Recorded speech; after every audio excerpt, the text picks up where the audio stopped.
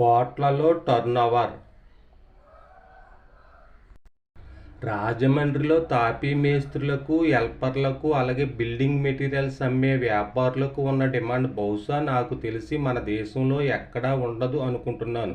City develop అవుతుంది కదా, కొత్త కొత్త నిర్మాణాలు జరుగుతున్నాయా అంటే అదీ కాదు. ఆల్రెడీ కట్టేసిన బిల్డింగులనే సంవత్సరానికి 10 సార్లు రీమోడలింగ్ చేస్తూ ఉంటారు.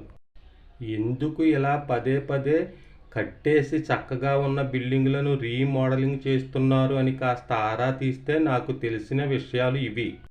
అసలు వ్యాపార అనుభవం లేని వాళ్ళు, బద్ధకస్తులు, మూఢనమ్మకాలను గట్టిగా ఫాలో అయ్యేవారే దీనికి కారకులని నాకు తెలిసింది. ఈ మహానుభావులు వ్యాపారాన్ని శ్రద్ధాశక్తులతో టైమింగ్స్ పాటిస్తూ అస్సలు చేయరు. దాంతో వ్యాపారం ప్రారంభించిన కొద్ది రోజుల్లోనే నష్టాలు వచ్చి షాపులు మూసేస్తూ ఉంటారు. అదే షాపులని మరొకళ్ళు అద్దెకు తీసుకుంటూ ఉంటారు. తీసుకున్న వాళ్ళు కూడా ముందువారు లాగానే ముందుగానే వాస్తు పండితులను, జ్యోతిష్కులను తీసుకువచ్చి చూపిస్తూ ఉంటారు.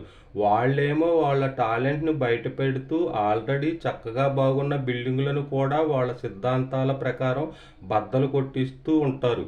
పోనీ అలా వాస్తు జ్యోతిష్కాలు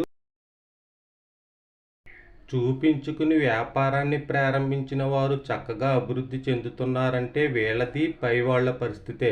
వారం 10 రోజులకే ఆ షాప్ని నష్టాలు వచ్చి మూసేస్తూ ఉంటారు. కష్టపడి పనిచేయండి, చక్కని ఫలితాలు వస్తాయి.